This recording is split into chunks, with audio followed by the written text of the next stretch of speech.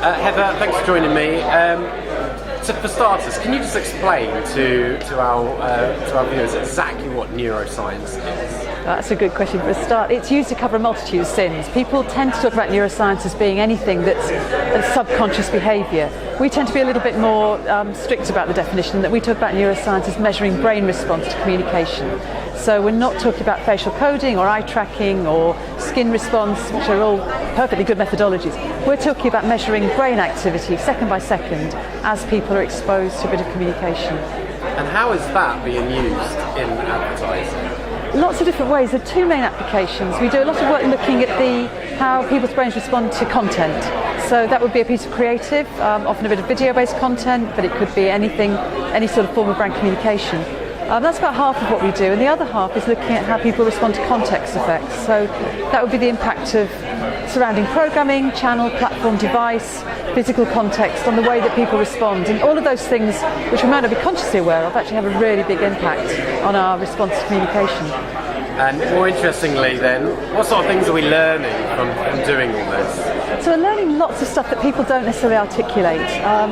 So if you ask people why they do something, they tend to be quite a rational response. And that's dominated generally by the left brain, which has our speech capability and is a bit more logical. Actually, most of our behaviours are driven, or a lot of our behaviours are driven by more emotionally and by more of a big picture sort of context, which is driven by the right brain. Now, if you ask people stuff, what happens is what's happening in the right brain gets sent over to the left brain, which has language to be expressed. And the left brain's a bit of a spin doctor. It puts its sort of spin on things. It's more rational.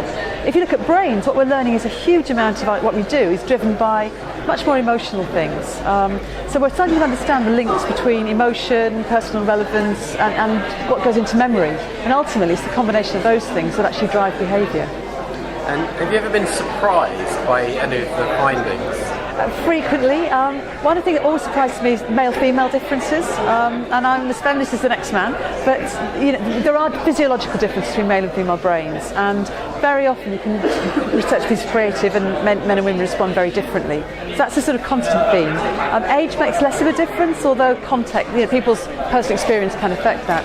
But the other thing that really surprised me recently was we did some work looking at AR, augmented reality, and we had serious people doing tasks using AR compared to people doing the equivalent tasks every day. And we had the biggest difference in levels of brain response I've ever seen. Augmented reality triggered hugely high levels of brain response. And I think it's a really interesting sort of commentary on the way that we're living our lives, that this is going to become a bigger part of what we do. And it's going to trigger bigger, stronger and deeper responses.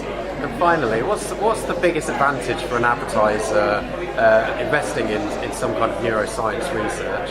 So you're going to get, if you invest in this sort of thing, you're going to get down to what's really motivating people rather than what they tell you. Now, neuroscience isn't the only way of doing that. Things like econometrics are very good at doing it, or at least tracking real behaviour, and online behavioural data is good at telling what people do. But if you want to really understand motivations, and particularly at an early stage, we can pick up things that we're using neuroscience that are really hard to get through other methodologies. So we can very early on predict, based on quite natural behaviours, the way that people are likely to respond to a bit of communication or a particular context.